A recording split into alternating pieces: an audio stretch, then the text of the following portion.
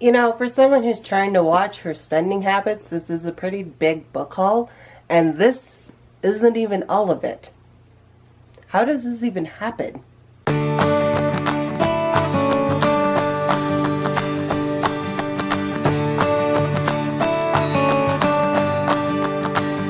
Welcome back to another video.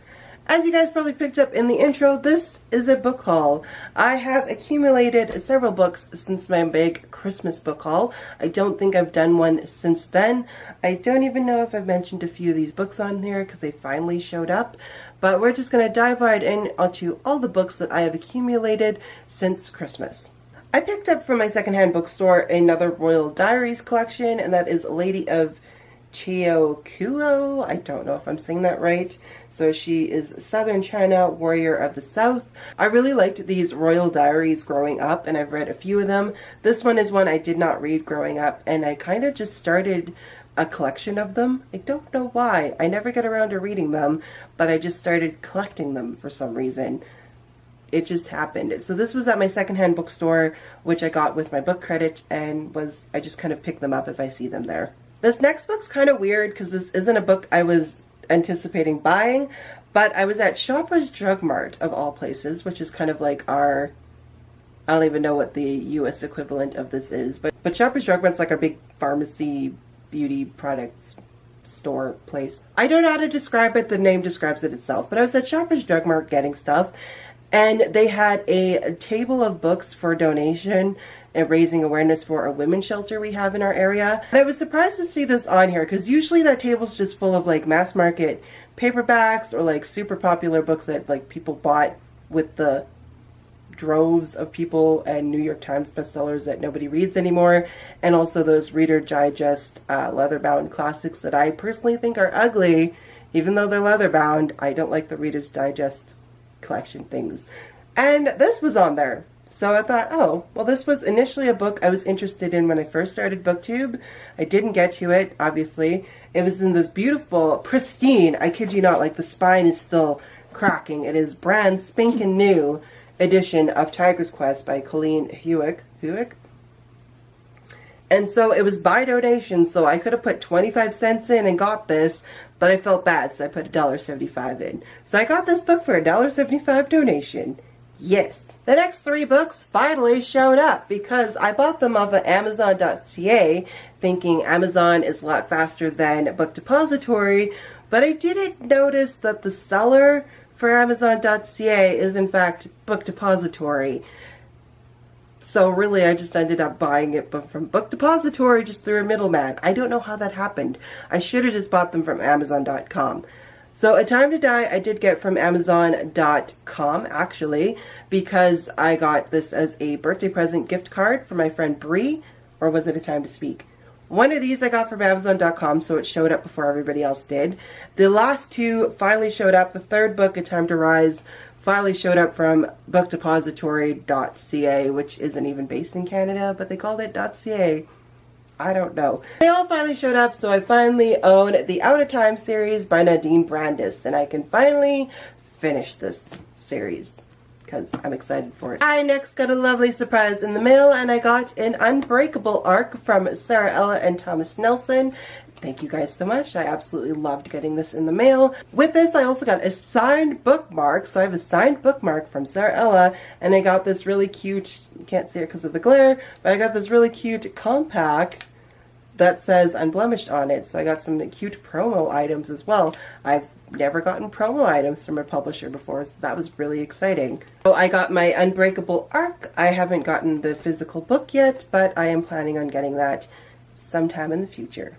It took me forever to find this, but I finally picked up The Heart Between Us by Lindsay Harrell, which I realized I didn't even say the title of in my April wrap-up.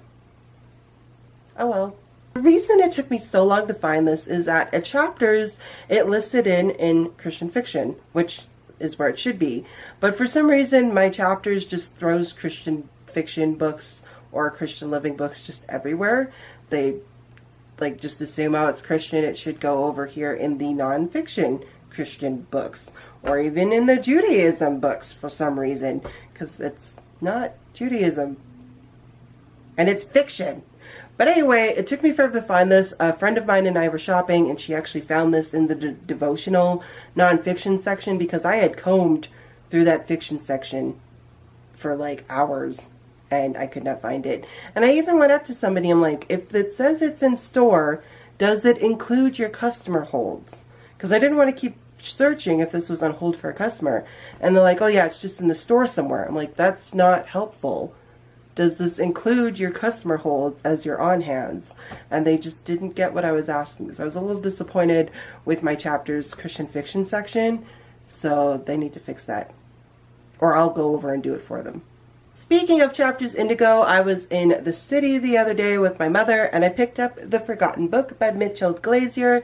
I wanted to own this. I still need to do a review for this, and I finally bought it. I really enjoyed this book. I love this cover. It's got those deckled pages. It matches the book jumper, so now I have like a matching set even though they're non-connected books. Next thing is I discovered a new author, so I bought a bunch of her books, which is very uncharacteristic of me because I normally like to really put in the research of this author, but I read a ton of reviews from people on Goodreads and I've yet to see any content warnings. A lot of people rated her content really mild, so I just went with it. So it is all Jennifer A. Nelson books. I picked up The Traitor's Game because I really enjoyed that one in April that I listened to, and the cover is stunning and I decided to buy it anyway because I loved this book. Then at Chapters, I've seen she's also done a bunch of middle grade historical fiction. She has another World War II book coming up that looks super exciting.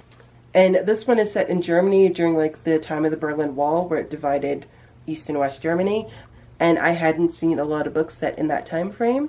And again, I heard a lot of really good things. I sat in Chapters for like half an hour reading through a bunch of reviews just to see what people thought about this. So I went ahead and picked it up and it looks really good. And I realized I had a lot more of her books on my to-be-read shelf on Goodreads that I kind of just forgot about. So I decided to give this author a go, and so far, so good. The next book I picked up of hers was The Shadow Throne, which is book 3 in the Ascendant trilogy. So I saw this at my secondhand bookstore. I was looking for her books to see if they had them, and I glanced by this one like 3 times, and then I realized I was actually looking at her book. So I picked it up. Like I said, it's book 3. I still need to get book 1 and 2 before I can read this one, but I thought, you know, for like half price, it was $6 for me at my bookstore, so I thought, why not for $6 of this hardback, which is in really decent condition. So that was a really good find. Last but not least, I picked up 2 books at Calgary Expo, because when you're at the Calgary Expo, I just ended up finding the book dealers. I don't know how that happened again. HarperCollins Canada had a booth there. I wandered by. Normally they just have like nerd, like movie to screen adaptation books or books like that I normally don't invest in or buy, but they had these classics collection. They had the Jungle Book and Peter Pan as well. They had the Little Mermaid, which is a brand new release of that, which was going super fast because there was a certain mermaid voice there in attendance as a guest, so anything Little Mermaid was just flying off the shelf. And they had their books at 30% off, and these are originally like $36.99, and I bought them each for like $26 each, which was a pretty stinking good deal. And these are these beautiful classic editions with these pop-up and artwork that is really, really pretty. I'll do some Bookstagram photos of these so you can see some of the pop-up and the artwork in these. So I was really excited. I bought the Little Mermaid first because they were selling out super fast. And then the next day I went back to see if they had Beauty and the Beast left, and they did. And then I went back the third day and they were all sold out except for Jungle Book. So it's a good thing I snagged these. Those are all the books I've accumulated since my Christmas book haul. I'm really excited for some of the deals and finds that I got, and just I've read most of these and loved reading most of these, and I'm looking very forward to the ones I haven't yet read. If you guys have read any of these, let me know in the comments below what you guys thought of them. Also, let me know below if you guys have snagged any really good book deals lately, or where your favorite place is to get bargain book shopping, because it's all about saving those extra cents so we can continue on with this really expensive addiction. So as always, guys, thank you so much for watching, and I'll see you next time. Bye!